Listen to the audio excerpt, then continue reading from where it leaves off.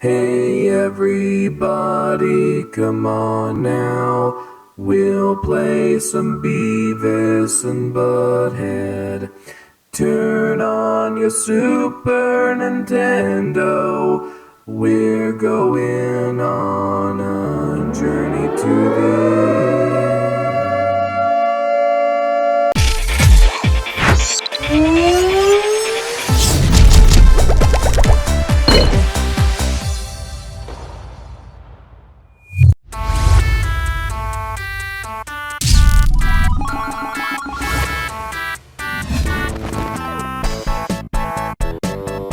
Hello, Internet, and welcome back to the Johnson Brothers Show.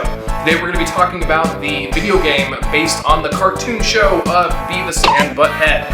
For those of you who don't know what Beavis and Butthead is, was, or are, I gotta tell you, your house, the house you've been living in this entire time. You didn't know, but I'll tell you, it's a rock, a giant rock. You've been living underneath. Why do I need to stop and explain what Beavis and Butthead is to you?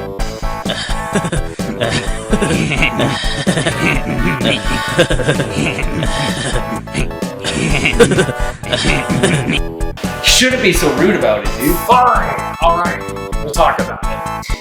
Beavis and Butthead was the show that was created by renowned the man, the myth, the legend, the genius, Mike Judge, whatever you want to call him, who was also from Albuquerque, by the way. Represent. Alright, calm down. He probably stepped outside of his house in Albuquerque, you know, the one that's not a rock like yours is, and he took one look around and said, "Why is everything..." I assume that's a Mike Judge voice, right? No? Okay. Yeah, it was good. Yeah, good. Okay, great. He took one look around and said, "Why is everything sticking dynamite up everything that has an ass?" And thus, Beavis and Butthead were born. Nice Christopher Walken. Alright, so the show stars two dumbass teenagers, which represents the unfortunate future of America's youth and the event that we don't change our ways. See, I don't really get that from the show. It's just, Beavis and Butthead are as 90s as it gets when it comes to America's youth. I think it's just a couple of guys who are trying to get laid the entire time. Yeah, ironically, it was the smartest show on television, with its social commentary and later on getting a reboot 20 years later. So Mike Judge also created Daria, King of the Hill, Idiocracy, Office Space, the list goes on. So many great shows, so many great movies. Get it? Got it? Good. Let's move on to the game review. Next time, join the rest of, human civilization and get out from that rock you call a house, huh? Cool. First and foremost, I have some beef with Nintendo when it comes to the Game Boy. Cody, we don't have time for your complaints about the lack of color display. But it's... No, some other time. So Beavis gets stuck in detention, and he needs to sneak out and meet Butthead so that way they can go to Burger World on time for their shift. Since when did they care about their jobs? I don't know, man. It's a weird experience having only Beavis and not Butthead. And you got this top-down view where Beavis looks like a demented cat man. He moves so slow. And for detention after school, there sure are a lot of students there. Watch out for the hall monitors and janitorial staff who take away your health. Like, what are they doing? Twisting your nips? So yeah, not only does Beavis move at a snail's pace, but the music will make your ears bleed. First two levels are top-down and pretty simple. Just in time for level 3 to screw you out of all your lives. Okay, so that's it for the Game Boy version. Now we're moving on to the Game Gear version, which released in 1994. I don't know a whole lot about the Game Gear or what makes a good Game Gear game per se, but I will tell you this much. This game is just concentrated failure. But hey, at least there's color this time, right? Can I talk to you for a second over there? What was that? What do you mean? The comment about the game having color that you just made. What about it? Yeah, well, you just lambasted me in front of our audience, man. Yeah, well, I'm just saying that this game must be favorable to you since color was such a problem with you for the last game. Oh, so it's such a problem for me, huh? What are you saying, that I have problems now? Yes. No, I'm just saying. Oh, you know what? Not cool. Not cool at all, man. Not cool.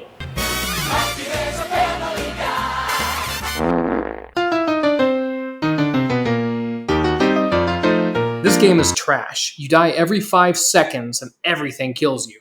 And to add insult to injury, there's no flashing invincible man feature, so when you take a hit, it's just a big screw you. I want you to forget about those 2 amateur non-contenders that we just talked about and get ready, because we're about to talk about the 2 Beavis and Butthead games that human beings actually played. That's right, we're moving on to the Sega Genesis version. The premise behind the Genesis version is that Beavis and Butthead purchased tickets to go see a Gwar concert. But in a rather ridiculous series of events, Tom Anderson, aka Hank Hill's prototypes, dog eats their tickets and pukes the pieces up, only for Anderson to suck them up with his lawnmower and scatter the pieces of the missing tickets all throughout Highland. Wow, that storyline is desperate. I can easily come up with a better one. Anyways, Beavis and Butthead witness Todd kicking someone's ass at the gas station and asks if they can join his gang. At first he says no, however, counter-offers an acceptance provided they run some errands for him and prove how hardcore they are. After doing all those crazy and dangerous favors for Todd, he still rejects them, leading to the final boss battle with Todd.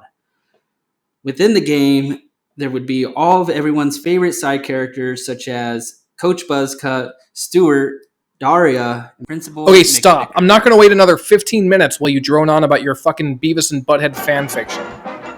Screw you, dude. I'm trying to right a wrong. The main theme of Beavis and Butthead is that they sit around all day rotting their brains watching TV, so it was obvious choice to have all the stages be selectable through their TV set. You can select any stage you want, which makes this experience seem as though it's non-linear, but in reality, it's just the opposite.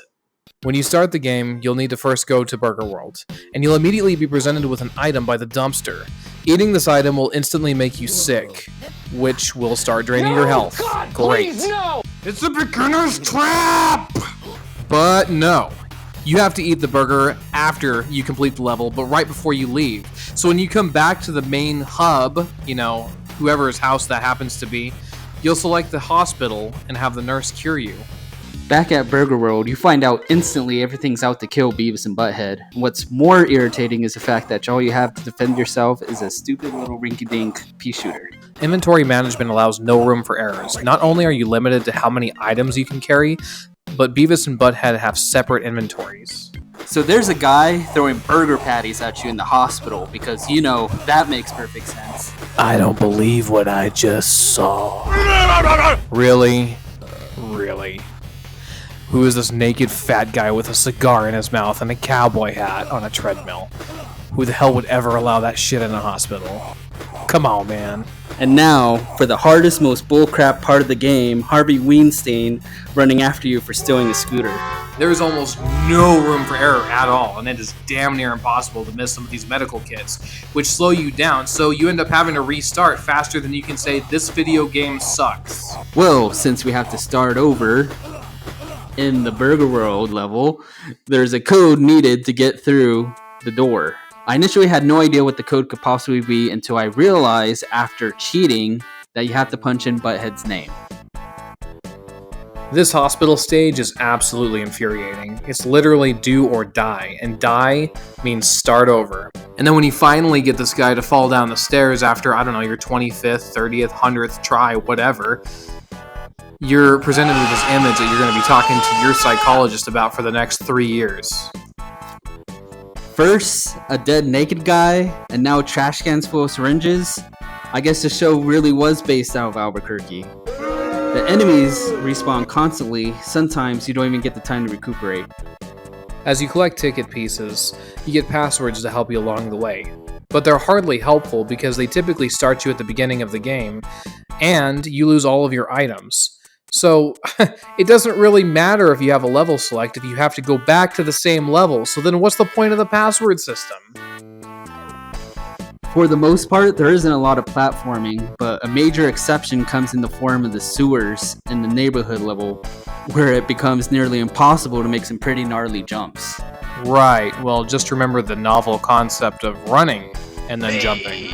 The good news is that by this point in the game, you'll have a weapon that actually has recoil to it. This doesn't feel right to me. For some reason I feel like Mr. Anderson doesn't truly deserve this.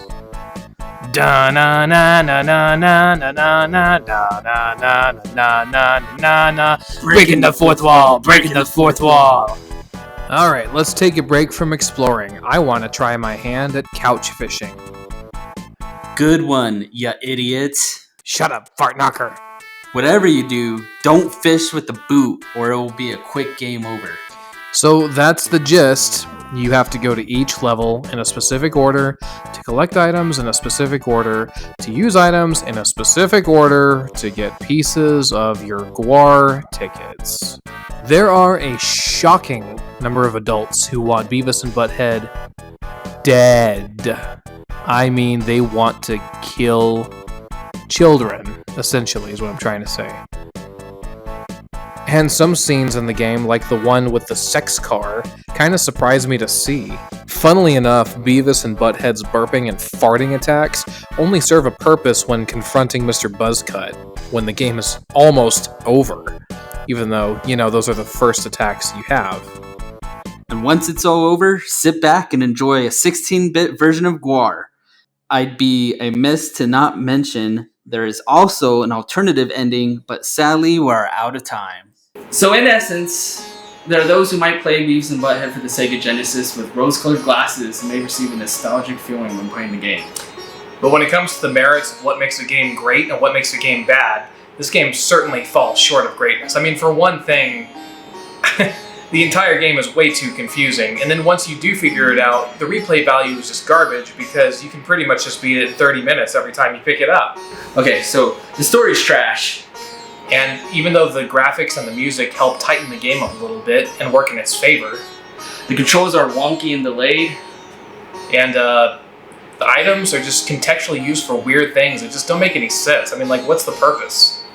But hey, at least they incorporated all the characters from the show into the game. Just about all of them. Final score. 6 tattooed butts on a butt out of 10. Nice.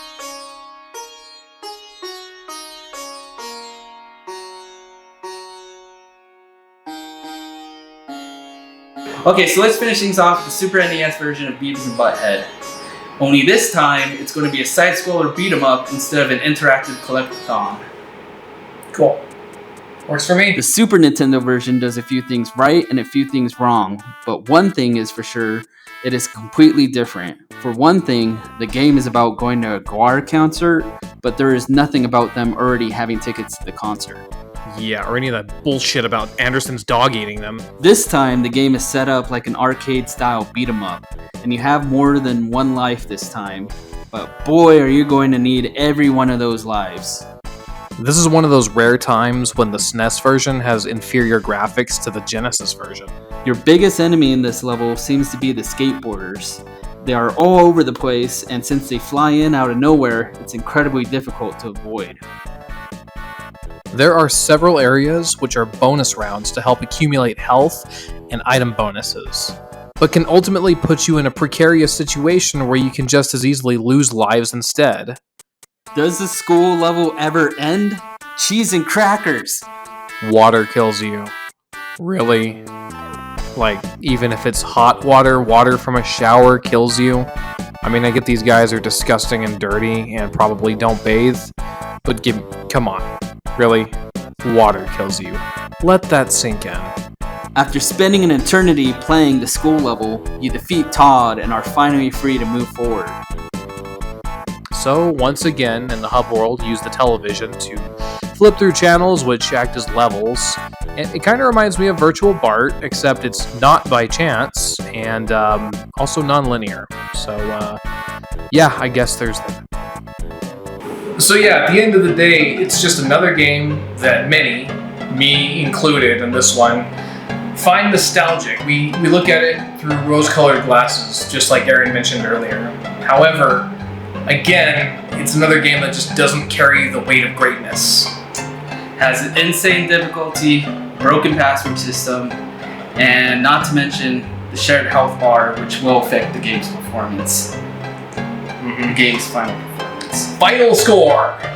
6 TP for my bungholes out of 10. Same score, different game. Just as inferior as the last. Anyways, that's all the time we got. See you next time. Thanks for watching. Hey, and next time, Johnson Brothers is going to bring you something that packs a punch, a clothesline, and maybe even a leg drop. Who knows? Not to mention, smash that like button. We're done.